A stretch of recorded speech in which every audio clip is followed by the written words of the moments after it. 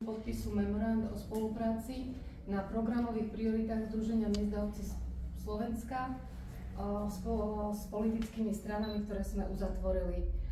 O slovo sa postarajú naši zástupcovia, predseda Združenia miest a obcí Slovenska, pán Jozef Božík, pani podpredsednička Božena Kováčová a pán podpredseda Branislav Dreger. Pán predseda, nech sa páči. Ďakujem pekne. Ctené dámy, vážení páni, prajem vám pekný deň. Prvé mi dovolte poďakovať sa za to, že ste prijali pozvanie na dnešnú tlačovú besedu. A dovolte mi teda oznámiť, že Združenie miest a obcí Slovenska po svojom sneme 23. a 24. mája, potom ako boli schválené priority v počte 11 všetkým témam, ktoré sú v pôsobnosti územnej samosprávy a kde sme požadovali za dôležité, aby sa k tomu vyjadrili politické strany. Začali sme hneď v júni rokovania s 9 politickými stranami, ktoré dlhodobo vykazovali mieru podpory 5 a viac percent prieskumov verejnej mienky. Usúdili sme, že toto sú relevantné politické strany, ktoré budú mať dôraz kladený vo väzbe aj na samosprávu vo chvíli, keď budú Národnej rady Slovenskej republiky o to viacej, že takmer každá jedna politická strana, s ktorou sme rokovali, má aj svoje zastúpenie v územnej samospráve.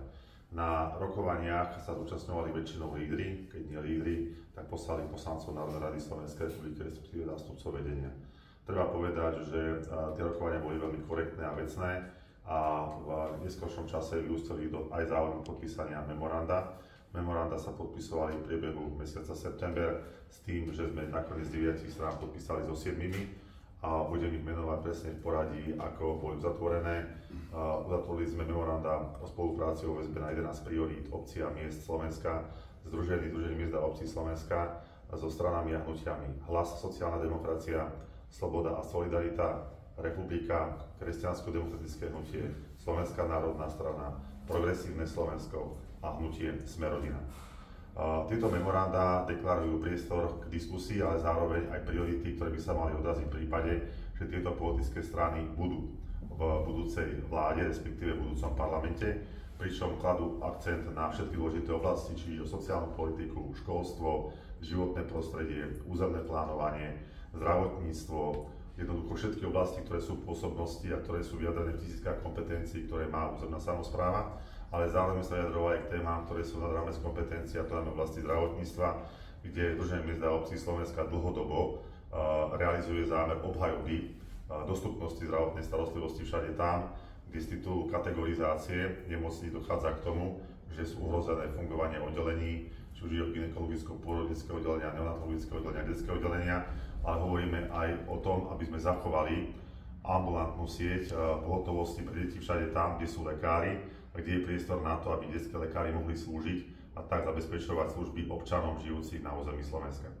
Ak hovorím o jednotlivých politických stranách, ktoré sme podpísali, treba povedať, že každá strana sa mala právo aj vyjadriť a mohla definovať svoj postoj k našim prioritám. Je treba povedať, že sú dve politické strany, ktoré absolútne rešpektovali naše požiadavky a dokonca jedna zo strán išla aj nad rámec našich požiadaviek, a to pravdepodobne preto, že vychádzala aj z toho titulu, že má veľkú členskú základňu vo vzťahu k starostom a primátorom, respektíve starostkám a primátorkám v rámci Slovenska. Zároveň táto politická strana má aj veľmi prepracovaný program väzbe na samosprávu a je to práve Hlas, sociálna demokracia. Ďalšia strana, ktorá bezvýhradne išla k spolupráci a garantuje, že bude reprezentovať požiadavky, ktoré sme jasne definovali v 11 prioritách, kde sa politické strany prihlásili k nám, nie my k ním, ale oni k nám, je Slovenská národná strana. Ďalšie politické strany mali výhrady, respektíve viac chcú komunikovať a chcú ešte tie niektoré priority nejakým spôsobom prerokovať po parlamentných voľbách, ale majú eminentný záujem do dobrej spolupráci s Združením miest a obcí Slovenska, a to sú samozrejme kresťanskí demokrati, ďalej Progresívne Slovensko, hnutie Republika, Sloboda a solidarita a takisto aj hnutie Sme rodina. Ďalej musíme povedať jednu vec, že z týchto 11 priorít sa jedna priorita týkala práve stavebnej legislatívy, kde tento jeden bod bol vypustený. To znamená, naša požiadavka o väzbe na oddialenie zákona, ktorý by mal byť v platnosti a mal by sa realizovať od apríla budúceho roka, tak túto sme zhodu nenašli, ale v ďalších 10 bodoch sme zhodu našli, to znamená, že memorandum bolo podpísané. Ak hovoríme o všetkých tých ostatných stranách, musíme povedať, že rokovania boli maximálne korektné a vecné. Memoranda sme podpisovali vždy s lídrami politických strán. Každý líder prišiel na rokovanie väčšinou aj so svojimi ďalšími zástupcami. To znamená, že došlo k prieniku a došľame k tomu, že máme prísľub, že ako náhle bude po parlamentných voľbách a bude priestor na rokovanie vo väzbe na zostavovanie vlády a aj na prípravu programového vyhlásenia, tak ZMOS má otvorené dvere k komunikácii tak, aby sa naše požiadavky dostali do zorného uhla pozornosti tých politikov, ktorí budú zodpovední nielen za legislatívu, ale aj exekutívu, to znamená po vytvorení novej vládnej koalície. Veľmi intenzívne rokovania, ale bez podpisu memoranda, prebehli zo strany Smer sociálna demokracia. Strana Smer včera vydala vyhlásenie, ktorom vlastne reflektuje naše požiadavky v memorande, ale k podpisu nedošlo. To znamená, že záujem, a ten má sprostredkovaný cez komunikáciu s podpredsedami, je o komunikáciu so ZMOSom. Vo svojom prehlásení vlastne reflektujú na všetky naše požiadavky, ale ku kontrasignácii memoranda neprišlo. Zároveň veľký záujem o komunikáciu.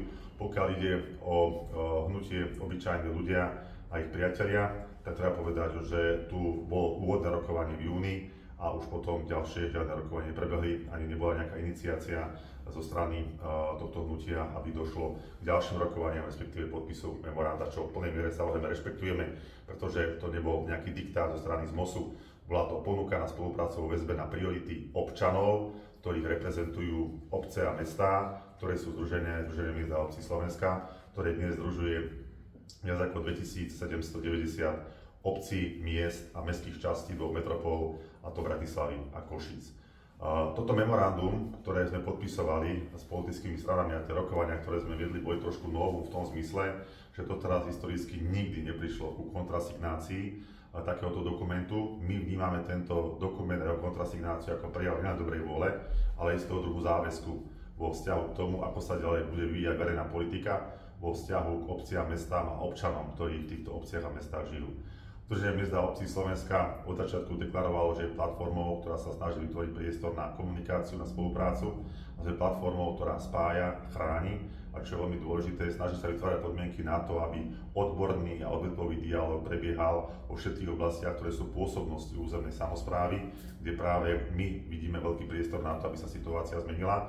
Možno, že aj vďaka tomu, že Združenie miest a obcí Slovenska už aj na iných tlačových besedách akcentovalo rozmer potreby presunu napríklad európskych zdrojov z centrálneho riadenia do riadenia obcí, miest a krajov v rámci integrovaných územných stratégií a môžem konštatovať, aj včerajšia konferencia to jasne preukázala, v piatok bude monitorovací výbor a ďalších 300 miliónov eur sa presúva do pôsobnosti integrovaných územných stratégií, kde obce, mestá, regionálne združenia miest a obcí Slovenska zároveň aj so samosprávnymi krajmi vytvárajú predispozíciu na to, aby peniaze boli efektívne použité na rozvoj územia v zmysle politických cieľov, ktoré možno, že nie vždy kolidujú s tým, čo aktuálne daná obec alebo mesto potrebuje, alebo združenie obcí, ale v každom prípade je tu priestor na to, aby sa v tomto trende pokračovalo. A vlastne pri tých rokovaniach, ktoré sme mali so všetkými lídrami, aj pri podpise memoranda, jednoznačne rezonovala požiadavka, aby do integrovaných územných stratégií išli ďalšie peniaze. Sme sa dostali dnes na úroveň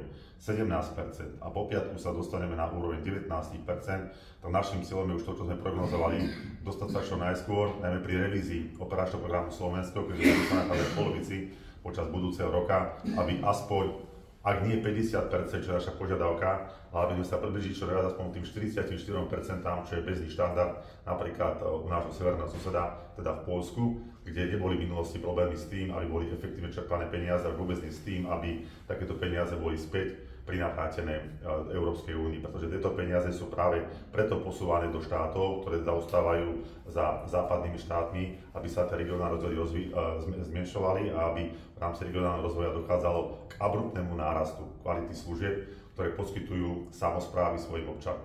Čo považujem za dôležité posolstvo rokovania s politikmi aj to, a to sa postupne dostáva aj do vedomia, že kým v západných krajinách to vedia už dávno, je dôležité a myslím si, že politici toto rešpektujú v súčasnosti a uvidíme, čo bude v parlamentných voľbách, lebo pravdou je, že jediným svedkom pravdy je čas a čas ukáže, ako to bolo aj s výsledkami našich snách, ktoré sa potom by mali pretaviť aj do rozhodovania exekutívy, že je veľmi dôležité, aby politici vedeli, a verím tomu, že vedia, že kvalita, respektíve spokojnosť občanov s kvalitou života začína vždy v mieste trvalého bydliska. To znamená, ak je občan spokojný s kvalitou poskytovaných služieb vo svojej obci alebo vo svojom meste, tak je ďaleko spokojnejší aj vo vzťahu k centrálnej politike.